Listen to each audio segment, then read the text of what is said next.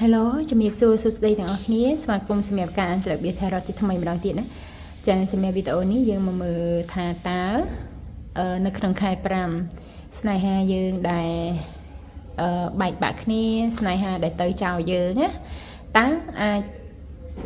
គេនឹងត្រឡប់មកវិញទេតើគេនៅពេលបច្ចុប្បន្ននេះ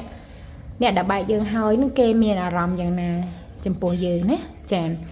អញ្ចឹងយើងមកមើលថាតើយ៉ាងណាដែរអញ្ចឹងក្នុងនោះខ្ញុំមានកាតឲ្យអ្នកទាំងអស់គ្នា3កាតចាទី1ទី2ចាកាតទី3ណាចា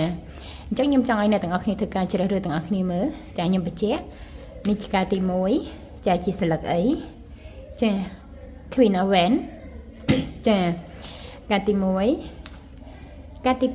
2ចាជាស្លឹកអី Three of Swordsចានេះជាកាតទី2ណា Three of Swords ចាកាតទី3 The Star ចានេះគឺជាកាតណាកាតទាំង3ខ្ញុំបញ្ជាក់កាតទី1ចាជារូបនេះណាកាតទី1ចាកាតទី2គឺជារូបនេះចានិងកាតទី3ណាកាតទី3គឺជារូបនេះអញ្ចឹងយើងមកធ្វើការបកស្រាយពីអ្នកកាតទី1មុនណាចាអញ្ចឹងយើងទៅមើលអ្នកកាតទី1ទាំងអស់គ្នាណាចាតោះយើងមកមើលសម្រាប់អ្នកកាតទី1ទាំងអស់គ្នាយ៉ាងណាដែរចាអ្នកកាតទី1ជាស្លឹក Queen of Wands ណាស្ដេចស្រីស្ដេចការងារណាចាអញ្ចឹងយើងមើលថាតើមនុស្សដែលបែកជាមួយយើងហើយណាថាតើយ៉ាងណាដែរមនុស្សដែលបែកជាមួយយើងហើយតើគាត់មានអារម្មណ៍យ៉ាងណាគាត់ជាមនុស្សយ៉ាងណាដែរចាសម្រាប់អ្នកកាតទី1មនុស្សដែលបែកពីយើងហើយណាចាគឺជាមនុស្សដែលក្បត់យើងចាមនុស្សដែលកុហកយើងមនុស្សទៅចោលយើងដោយសារតែភាពមិនស្មោះត្រង់ជាមួយនឹងយើងណាហើយនៅក្នុងស្ថានភាពបច្ចុប្បន្ននេះថាតើគេយ៉ាងណាដែរជាមួយយើងណាគេមើលមកយើងដូចជាយើងគ្រាន់តែជាមនុស្សធម្មតាម្នាក់មើលទៅដូចកូនក្មេងដែលគួរឲ្យស្រួលបោកមើលទៅដែលនិយាយអីក៏ជឿណាហ្នឹងហើយក្នុងស្ថានភាពនៅពេលបច្ចុប្បន្ននេះ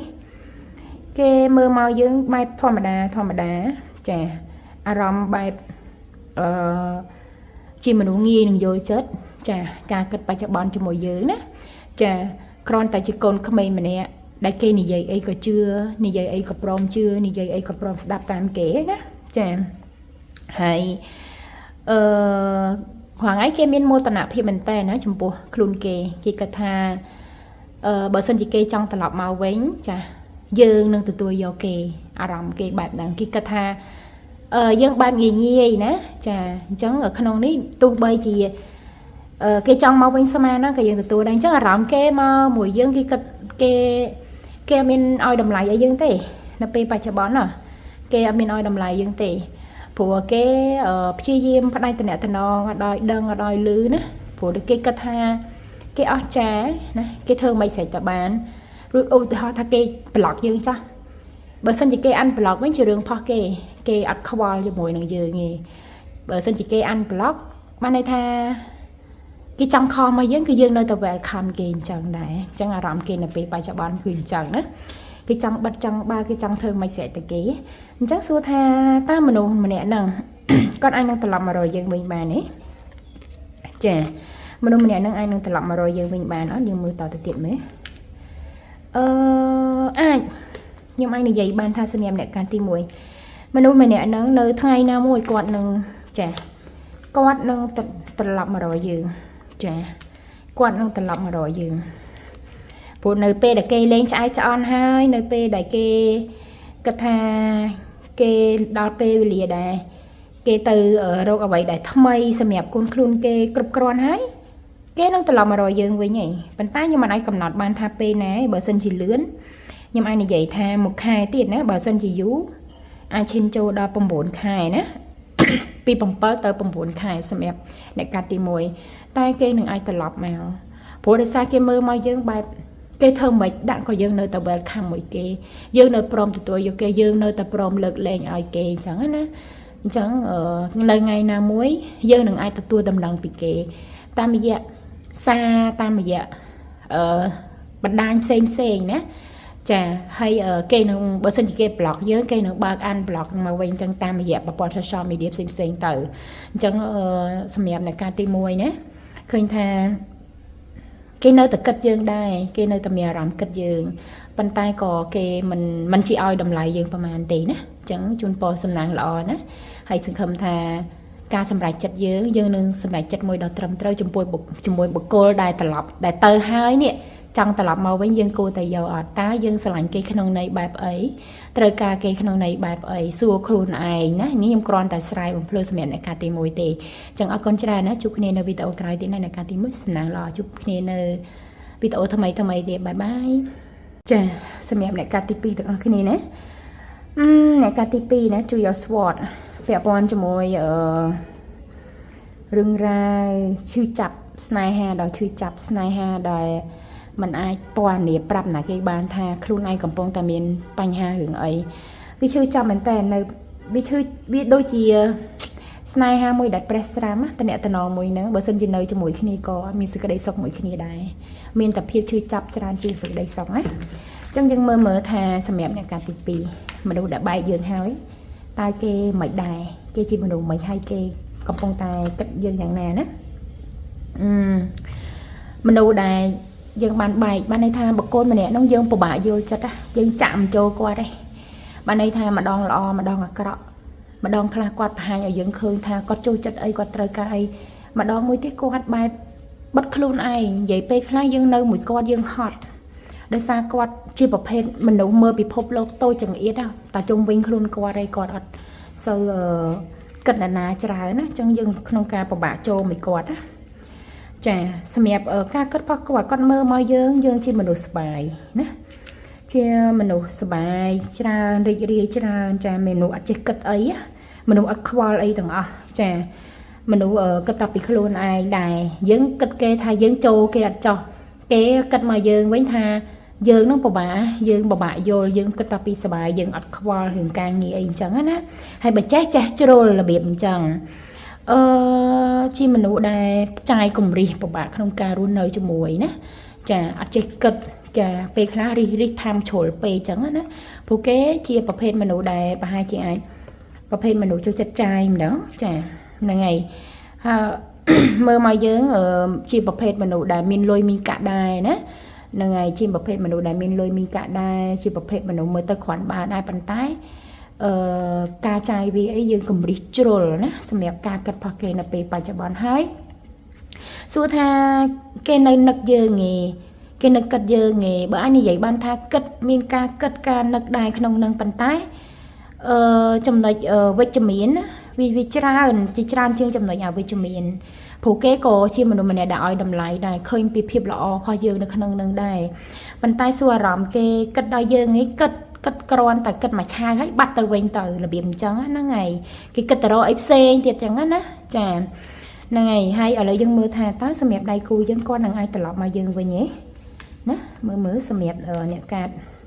ទី2នេះមើលមិនដែរឃើញថាគាត់អត់ចង់ទេគាត់មានស្នេហាថ្មីហើយណាគាត់នឹងមិនត្រឡប់មករកយើងវិញទេរាល់ថ្ងៃគាត់អត់ត្រឡប់មករកយើងវិញទេសម្រាប់យើងហើយនឹងគាត់វាគ្រាន់តែជាអតីតកាលមួយណាជាអតីតកាលមួយដែលគាត់អាចនិយាយបានថាគាត់គិតយើងរាល់ថ្ងៃ 50% ហ្នឹងគឺគិតត្រឹមតែជាមិត្តភក្តិត្រឹមតែជាមនុស្សដែលធ្លាប់ស្គាល់គ្នាមកឯងចាគិតត្រឹមតែជាអតីតកាលតែបើសួរអាចត្រឡប់ទេអាចមករកយើងវិញទេអាចមានតំណែងពីគេគឺអត់មានទេព្រោះគេចំណាយពេលជាមួយនឹងមនុស្សថ្មីរបស់គេហើយឯងជាមួយនឹងស្នេហា private គេហើយគេមិនត្រឡប់មករកយើងទេអាចថាគ្រាន់ថ្ងៃគេគិតយើងជាអតីតកាលចាជាមនុស្សដែលត្រឹមជាអតីតចាអត់មានកម្រងបន្តបច្ចុប្បន្នឬក៏អនាគតជាមួយយើងទេគឺវាចប់ណាគឺចប់ហើយប៉ុន្តែសួរថាគេគិតបែបនៃអវិជ្ជមានមកយើងអត់ទេគេឲ្យតម្លៃយើងចាក្នុងនាមជាមនុស្សម្នាក់ដែលពូកែឆ្លាតប៉ុន្តែក៏ជាមនុស្សម្នាក់ដែលចូលចិត្តសប្បាយដែលយើងមើលដែលគេមើលមកសម្រាប់យើងហើយនឹងគេវាអត់មានអនាគតរួមគ្នាចាបែបហ្នឹងការដែលគេនៅជាមួយយើងគេគិតថាយើងហើយនឹងគេអត់អាចទៅរួចមួយគ្នាទេ ព្រោះអត់មានអនាគតមួយគ្នាអញ្ចឹងក្នុងន័យហ្នឹងគឺតែសួរថាយើងមនុស្សអត់ប្រយ័ត្នមែនទេក្នុងខ្សែភ្នែកយើងគឺជាមនុស្សម្នាក់ដែលពូកែល្អប៉ុន្តែសម្រាប់យើងហើយនឹងគេគឺរអាយទៅរួចអាហ្នឹងគឺការគិតរបស់គេបែបហ្នឹងណាចាអញ្ចឹងអរគុណច្រើនមែនតើសម្រាប់អ្នកទី2ការទី2ជូនពរសំណាងល្អរីករាយនៅក្នុងជីវិតជួបគ្នានៅវីដេអូក្រោយទៀតណាបាយបាយចា Hello សួស្តីចាសម្រាប់អ្នកការទី3ទាំងអស់គ្នាណាចាអ្នកការទី3 The Star ចាពាក់ព័ន្ធជាមួយនឹងភាពស្រស់ស្អាតលេចធ្លោណាអាចនិយាយបានថាតំណែងស្នេហាល្អតែមើលតែអត់ល្អស៊ីអញ្ចឹងណាពេលដែលតាក់ទងគ្នាអញ្ចឹងយើងមើលអារម្មណ៍ដៃគូអតីតកាលរបស់យើងគេគិតយ៉ាងណាចំពោះយើងណាថាគេគិតយ៉ាងណាចំពោះយើងមើលគេគិតមិនចំពោះយើងណានៅពេលបច្ចុប្បន្នចាគេឲ្យតម្លៃយើងទេគេនឹកដល់យើងទេណាអូខេសម្រាប់មនុស្សដែលយើងកំពុងតែនឹកដល់ណាអាចន័យថាចរិតលក្ខណៈគេជាមនុស្ស King of Pentacles ជាមនុស្សម្នាក់ដែល high soul ចាយចានឹងហើយមានលុយទ្រព្យសម្បត្តិណាប៉ុន្តែសួរថាការគិតរបស់គេនៅពេលបច្ចុប្បន្នគេមាននឹកនាយើងទេខ្ញុំអាចនិយាយបានថាអាភាពនឹកនាយើងវាមួយឆាវដូច7ពេកចឹងបានន័យថាគិតដល់យើងមួយផ្លែតទេប៉ុន្តែអត់ដែរចង់ចាំយើងអត់ដែរមានអារម្មណ៍ថាជ្រាលជ្រៅជាមួយយើងមិនថាដើរដេកនឹកឃើញយើងអត់មានទេព្រោះមនុស្សនេះងាយក្នុងការផ្លាស់ប្ដូរជាមួយនឹងអារម្មណ៍ណាបានន័យថាងាយស្រឡាញ់ងាយភ្លេចចាហើយក៏ជាប្រភេទមនុស្សដែលមិនវល់ជាមួយនឹងអតីតកាលយូរដែរអញ្ចឹងបើសួរថាអារម្មណ៍គេនៅពេលនេះគេនឹកយើងគេអាម៉េចមើលទៅរៀងមិនជានឹកយើងណាស់ណាទេធម្មតាអញ្ចឹងណាគេស្រឡាញ់ខ្លួនឯងច្រើនជាងអាចថាអញ្ចឹងណាឥឡូវយើងមើលថាតើគេអាចនឹងត្រឡប់មករកយើងទេសម្រាប់មនុស្សហ្នឹង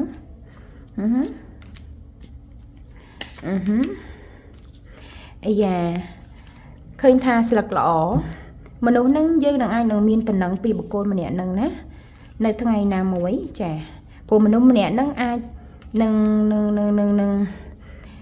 តាក់ទងមកយើងមួយសារទៀតណាចានឹងតាក់ទងមកយើងណាមនុស្សម្នាក់ហ្នឹងនឹងមានតំណែងឬក៏យើងនឹងតាក់ទងគេនឹងតាក់ទងមកយើងតាមវិធីផ្សេងផងគេព្រោះខ្ញុំអាចនិយាយបានថាសម្រាប់អ្នកការទី3នេះដៃគូដែលយើងកំពុងតែនឹកដល់ជាប្រភេទមនុស្សដែលបើយើងនិយាយពាក្យមួយម៉ាត់ថាគាត់ប្រកែសម្ដែងចាគាត់ប្រកែភ្លេចបានន័យថាទង្វើចំណុចអវិជ្ជមានរបស់គាត់ធ្វើមកលើយើងគាត់តែងតែភ្លេចគាត់ដែរចង់ចាំទេអញ្ចឹងពេលខ្លះគាត់ back មកវិញម្ដងហើយម្ដងទៀតគាត់ធ្វើដូចអត់មានដឹងរឿងអីសោះហ្មងគាត់ធ្វើដូចរឿងដែលឆ្លោះគ្នាកន្លងមកបែកគ្នាកន្លងមកហ្នឹងជាដូចជាការយល់សោះរបស់គាត់អញ្ចឹងគាត់ដេកហើយស្អែកឡើងធម្មតាវិញអញ្ចឹងហើយយើងនេះជួយចាប់ចង្អុលប៉ុន្តែបកគមម្នាក់ហ្នឹងអត់យកដាក់ក្នុងខ្លួនទេអញ្ចឹងខ្ញុំអាចនិយាយថាសម្រាប់ការទី3នឹងមានតលឹងស្នេហាបែប